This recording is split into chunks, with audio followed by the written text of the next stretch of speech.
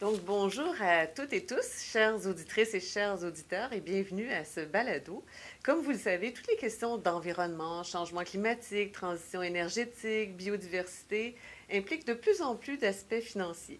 Et c'est pour cette question que nous avons l'honneur aujourd'hui de recevoir le ministre des Finances, M. Éric Girard. Bonjour, Monsieur le Bonjour, ministre. bonjour. Merci beaucoup d'accepter de tourner ce Ça me fait balado plaisir. avec nous. D'abord, je voudrais parler de l'Inflation Reduction Act que l'administration Biden a mis en place aux États-Unis. On sait que c'est pour rapatrier les chaînes d'approvisionnement, c'est aussi pour favoriser la lutte contre les changements climatiques, la transition énergétique. Est-ce que vous pouvez nous dire si vous avez mis en place des mesures pour essayer d'aider nos entreprises à faire face à l'Inflation Reduction Act ou à profiter des opportunités? Mais c'est-à-dire que nous, on avait déjà une approche qui était en place avant l'Inflation Reduction Act, c'est-à-dire qu'on a des crédits d'impôt qui favorisent les investissements qui sont, que je qualifierais d'horizontaux, c'est-à-dire que toutes les entreprises sont éligibles. Ensuite, on a des interventions directes de Investissement Québec ou du Fonds de développement économique. Puis ça, c'est, encore une fois, je qualifierais ça de verticaux, c'est-à-dire que là, on choisit où ces interventions-là sont faites. Alors, on couvrait déjà un large territoire. La différence, c'est que l'Inflation Reduction Act subventionne les opérations. Et nous, généralement, traditionnellement, dans les interventions directes, on favorise les dépenses en capital. Et non Alors, les OPEX, hein, c'est ça? c'est ça, OPEX, CAPEX pour les comptables. Et c'est certain que subventionner les opérations, c'est extrêmement dispendieux. Et les États-Unis font ça pour rapatrier des investissements. Ça fonctionne, mais c'est certain qu'on n'a pas le bilan ou la capacité pour compétitionner directement avec ça. Et d'ailleurs, le gouvernement fédéral a annoncé un crédit d'impôt pour la production d'énergie propre, un crédit d'impôt pour la transformation pour l'économie propre ou la transformation des procédés. Et toute proportion gardée, c'est à peu près 2 fois la taille de l'économie canadienne, mais bien sûr, puisque l'économie canadienne c'est-à-dire 2 fois en proportion de notre taille de l'économie canadienne, de ce que font les États-Unis, mais nous sommes 10 fois plus petits. Donc, ça reste 5 fois plus petit que ce que les États-Unis font. Bref, il y a énormément de mesures, mais je tiens à le dire, parce que moi, je suis le fiduciaire des finances publiques du gouvernement du Québec. Et c'est vos impôts.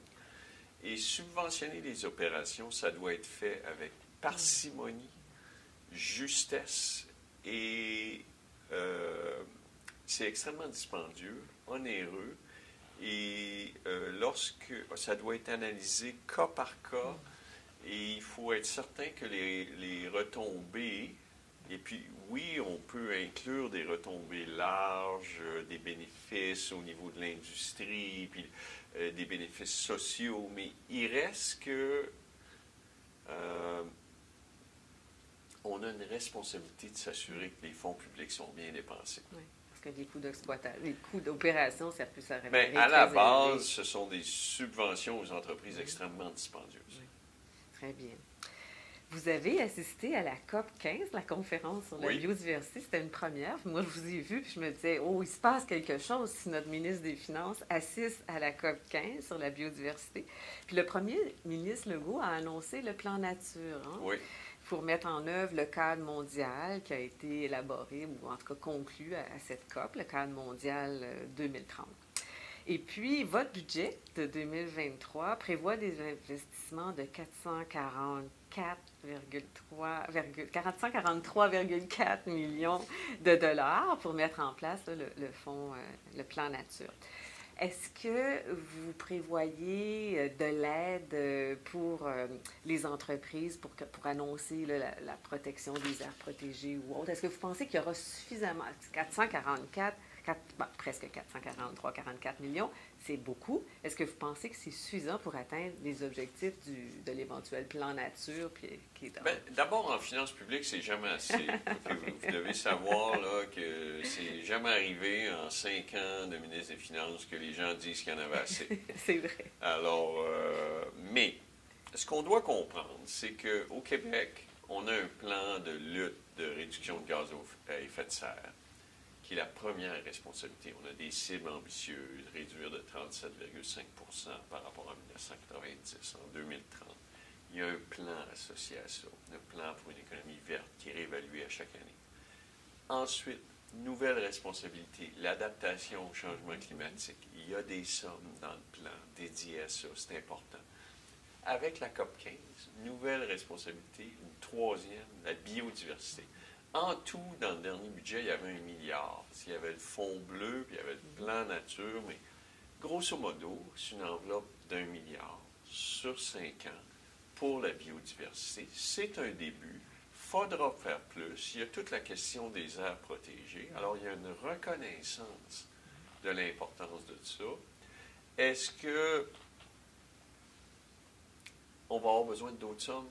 Oui, mais on a besoin d'autres sommes aussi pour les soins à domicile, pour le logement, pour l'éducation. Alors, il faut, tantôt on parlait de subventions aux opérations des entreprises, il faut être conscient que nos ressources sont limitées, que l'effet de nos actions, lorsqu'on fait des politiques publiques, on n'a jamais de certitude que ce qu'on va faire va être efficace.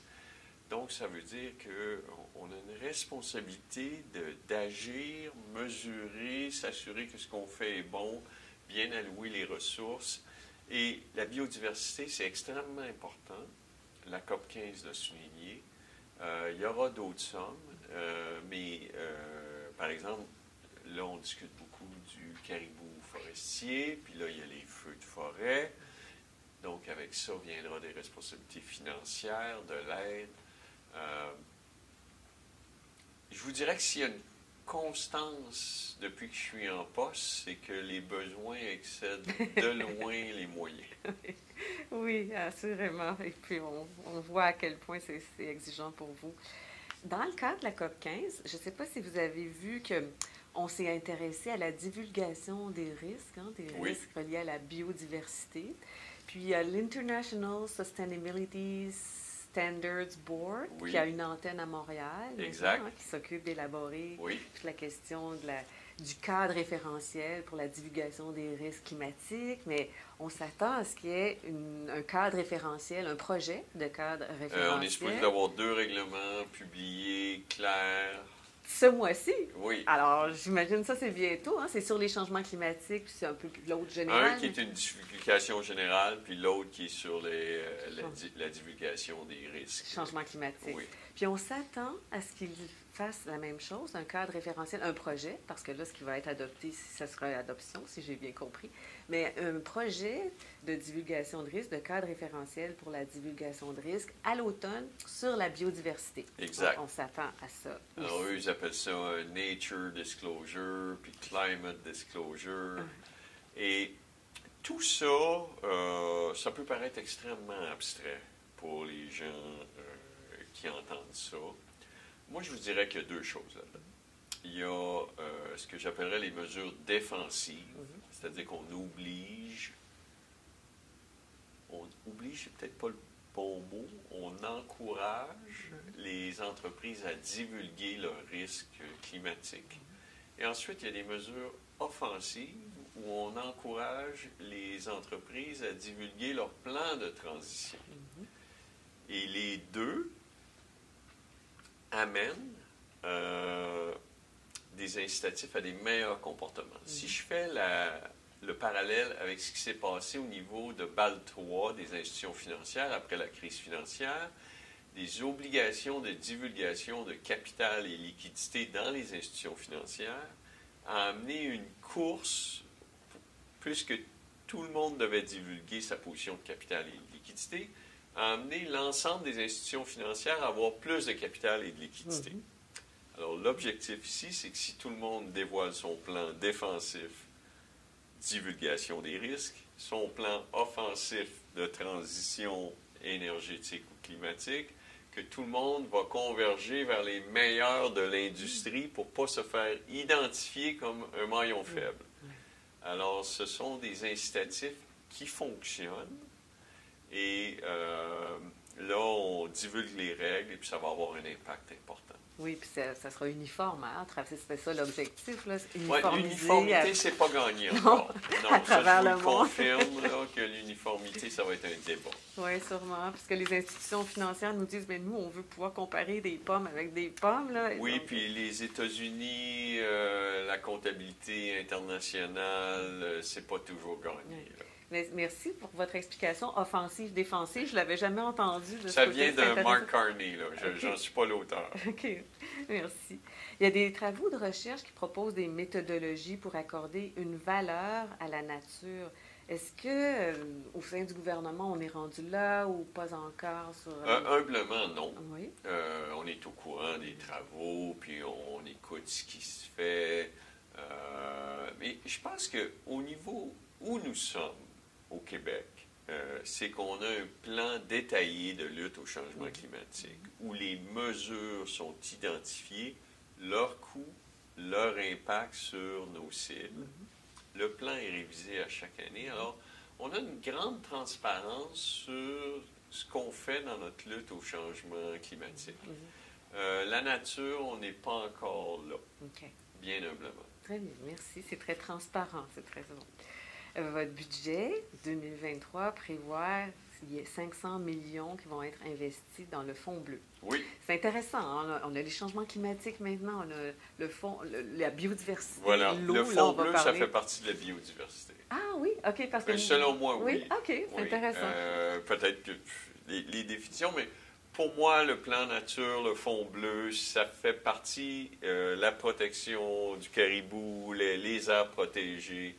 Tout ça fait partie de nos responsabilités qui ont toujours été là, mais qui ont été amplifiées par la COP 15 à Montréal. Oui.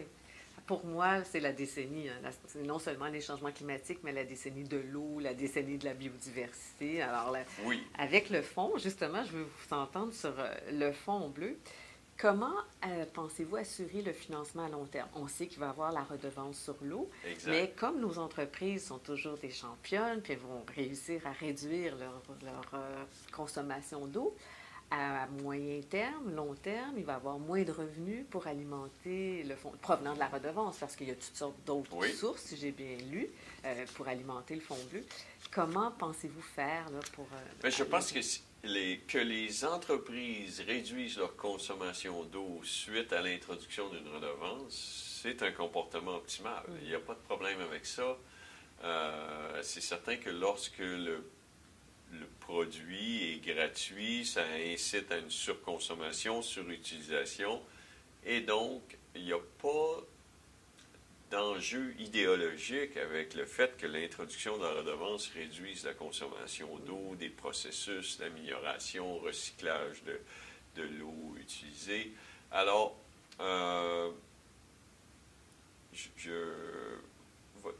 votre question, c'est qu'est-ce qui va arriver s'il n'y a pas assez de redevances? Ou comment pensez-vous alimenter le fonds bleu si les redevances... D'abord, c'est un équilibre, c'est des vases communicants. S'il n'y a pas de revenus, il y aura moins d'actions dans le fonds bleu. C'est indéniable que, ultimement, le fonds bleu doit être financé par la redevance. Et donc, s'il y a moins d'utilisation d'eau, il pourra y avoir une redevance plus élevée à un nombre d'actions données. Rien ne se perd, rien ne se crée en finances publiques. À voir. Ce qu'on espère, nous, en tout cas, c'est pas prévu dans la loi, mais c'est comme le Fonds d'électrification de changement climatique. Hein. Vous savez qu'on encourage les projets de réduction d'émissions de gaz à effet de serre pour les entreprises. Puis on se dit, ça pourrait être intéressant de faire la même chose. C'est qu'on a hâte de voir la suite de la mise en œuvre du fonds bleu. L'autre chose, c'est le transport en commun. Hein, le déficit, puis comme le transport en commun contribue à la lutte au changement climatique, comment vous voyez ça? Puis là, on vient d'avoir une étude de la chaire en fiscalité et finances publiques qui mentionne que la taxe sur le carburant pourrait être plus élevée. le transport en commun, c'est extrêmement important. Pour qu'il y ait plus d'utilisation, ça prend un service plus de meilleure qualité. On doit réduire les temps de déplacement, on doit augmenter le confort. Donc, mais au niveau du transport en commun, il y a une nouvelle variable, c'est que l'utilisation a chuté avec la pandémie. Et là, il faut être bien certain de comprendre qu'est-ce qui est du cyclique et qu'est-ce qui est du structurel. Est-ce qu'on a chuté de manière cyclique et tout va revenir à la normale, puis tout le monde va travailler 5 jours, puis les déplacements vont revenir ce qu'il était avant? Peu probable. Je vous vois, vous êtes sceptique. Je pense la même chose. Non, je suis pas sceptique, je suis d'accord avec vous. Je pense pas qu'on va reculer. Je pense que les gens qui sont en virtuel, il y en a beaucoup qui vont rester en virtuel. Donc, on doit prendre acte de ce changement structurel dans nos prévisions à long terme. Et le financement du transport en commun, c'est le gouvernement du Québec, c'est les municipalités, puis c'est les usagers. Et donc, il faut trouver le bon équilibre. Là, il y a deux choses. Il y a les gens qui disent le fonds de réseau de transport terrestre va être en déficit. En fait, il est déjà en déficit, mais il va être en déficit cumulé à partir de 2026-2027. Donc, on doit prendre des décisions dans les 2-3 prochains budgets. On doit prendre les bonnes décisions.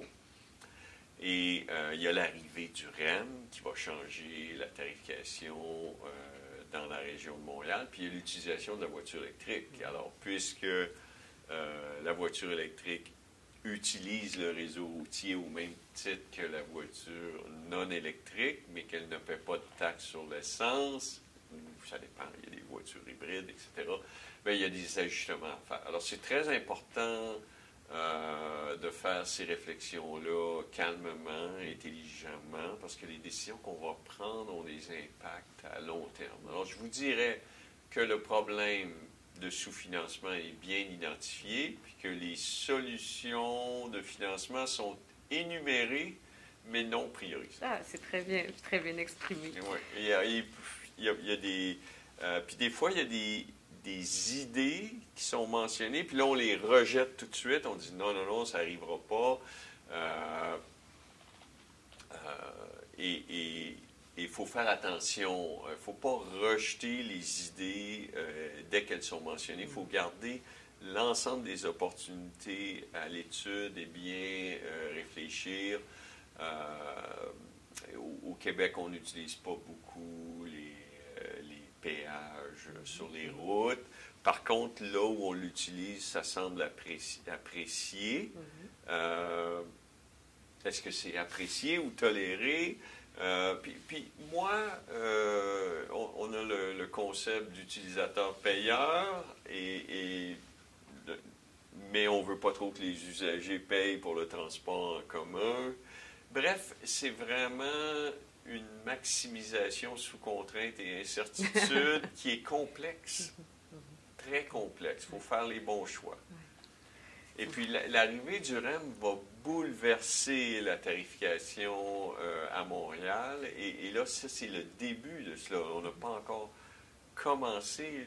Au moment où on se parle, le REM n'arrive pas à la gare centrale à partir de la rive sud de Montréal. Le projet est commencé depuis 2018. Et ça va être un changement majeur dans la région de Montréal. Maintenant, le transport en commun, c'est plus grand que la région de Montréal, mais il reste qu'il se passe des choses ici et puis c'est extrêmement important. C'est dense, c'est la densité. Puis nous terminons toujours notre vue du balado, M. le ministre, avec 5 questions plus ludiques, comme j'aime à dire. Question, la première, c'est toujours relié au développement durable. C'est quel est le mot que vous préférez le plus dans le domaine du développement durable? Quel est le mot que je... OK.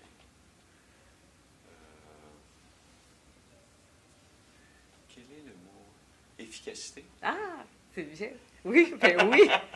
Oui. Okay. C'est parce qu'il faut minimiser les unités d'énergie par unité de PIB.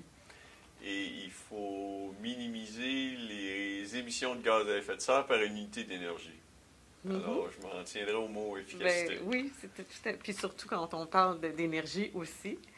Est-ce qu'il y a une personne que vous admirez particulièrement dans le domaine du développement durable? Oh mon Dieu, il y en a plusieurs. Les deux premiers seraient... je vous dirais que à la maison, mon garçon est peut-être le premier qui...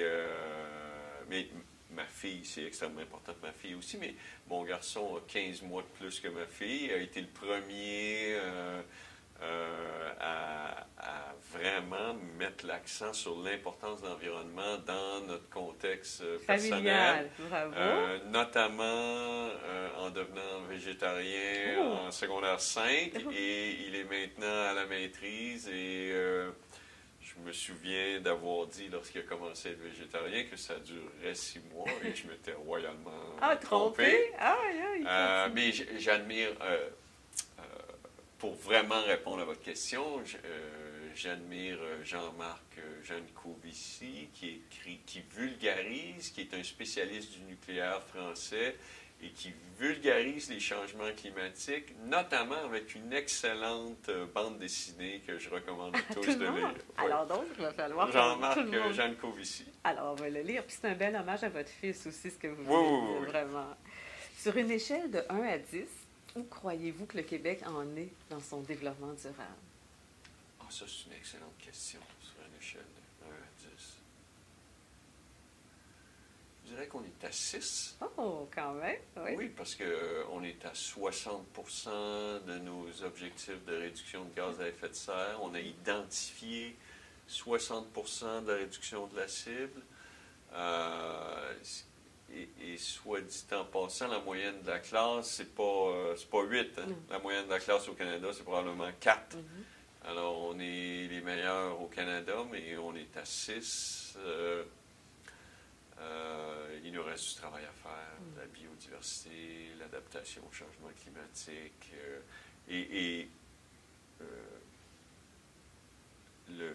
Vous savez, au Québec, on produit de l'énergie avec l'hydroélectricité, puis on en est très fiers, mais il reste que comme consommateur, on consomme énormément de gaz naturel et de pétrole. Bon, il est produit en Alberta, mais il est importé ici, puis on le consomme. Et donc, il nous reste beaucoup de travail à faire. Ça, c'est certain. Pour ça, d'où le 6 sur 10. Quelle est la plus grande fierté du Québec, selon vous, en développement durable? Oh, ça, c'est une excellente question.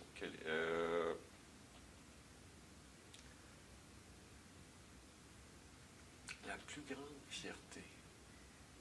Ce que je peux vous dire, beaucoup ont dit, peut-être probablement certains de vos collègues ministres aussi, l'hydroélectricité.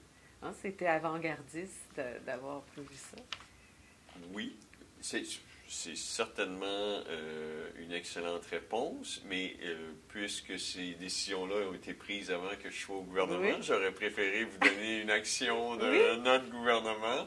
Alors, certainement, le fait qu'on ait un plan de lutte au changement climatique crédible, quantifié, réévalué à chaque année, puis très transparent. Ça, je pense qu'on en est très fiers.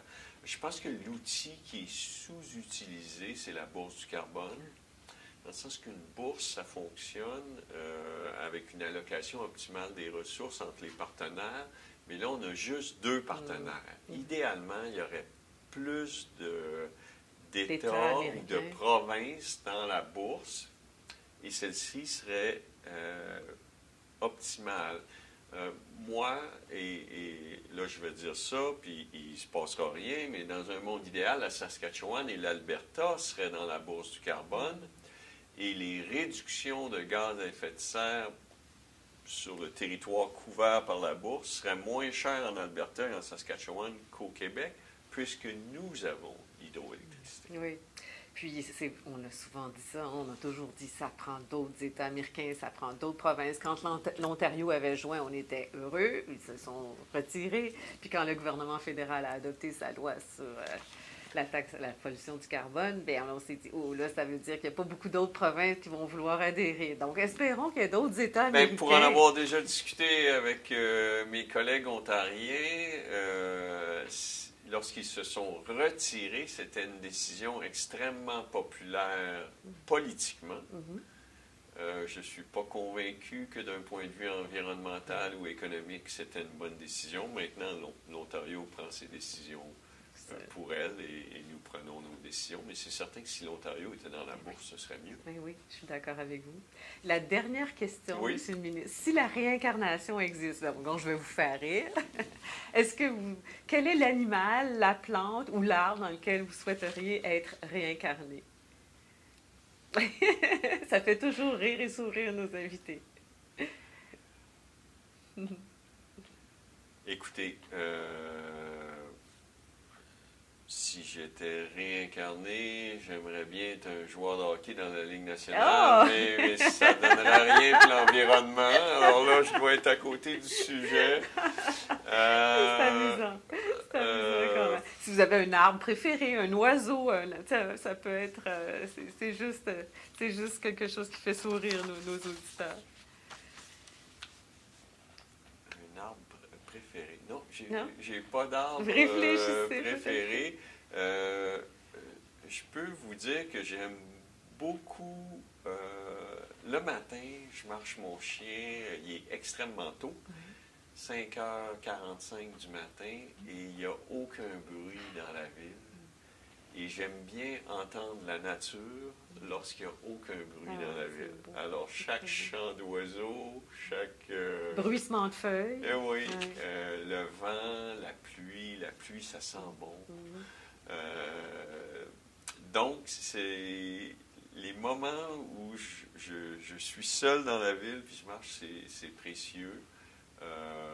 Et c'est à ce moment-là qu'on entend la nature, parce que quand la journée avance, là, le bruit urbain, on entend les avions, les camions de livraison, puis les maisons en rénovation. Oui, c'est très beau, bravo, c'est beau. Je vais vous dire merci beaucoup, c'était très agréable. Vous êtes très calme. Hein? Moi, c'est la première fois que je rencontre le ministre en personne.